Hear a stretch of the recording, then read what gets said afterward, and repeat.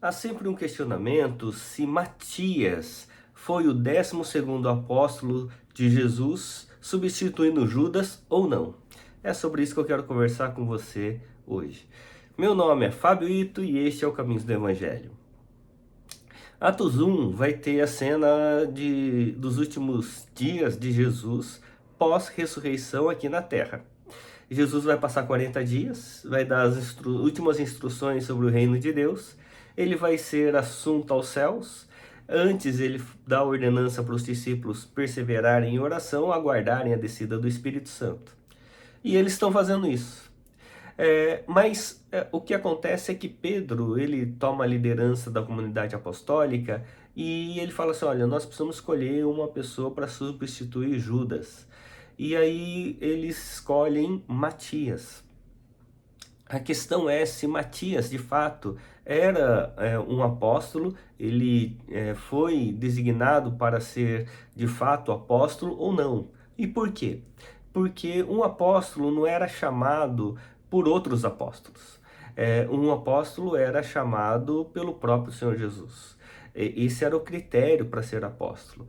Ele ter convivido com o Senhor Jesus, ter sido chamado pelo Senhor Jesus ao apostolado, né, para ser um discípulo. E isso era um critério bastante importante. Muitas pessoas, por isso, entendem que não era Matias que deveria ser o 12º apóstolo, mas Paulo.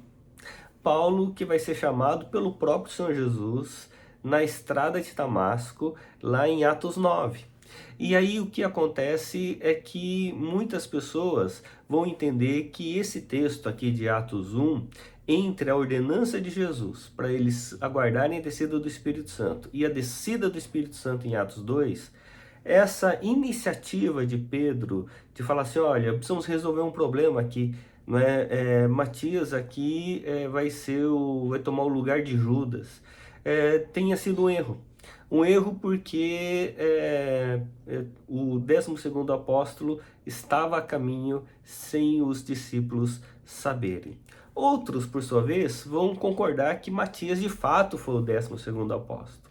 E o Paulo, ele foi um apóstolo fora do tempo, como ele mesmo disse. Essas duas possibilidades.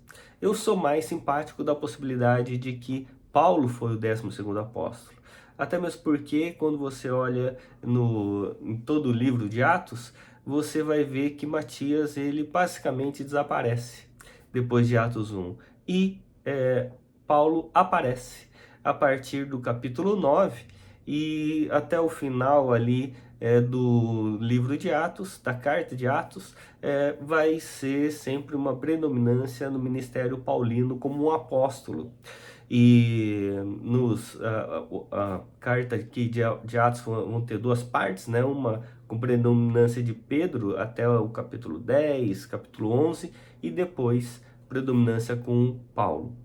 Por isso, é importante a gente compreender sempre que nós precisamos sempre tomar as nossas atitudes movidos pela graça e pela presença de Deus para não atropelarmos os processos que Deus quer fazer em nós e através de nós. Por isso, minha oração por mim e por você é que possamos sempre ser submissos à voz de Deus e entender que o Evangelho do Senhor Jesus, ele se manifesta ao tempo de Deus e não ao nosso tempo.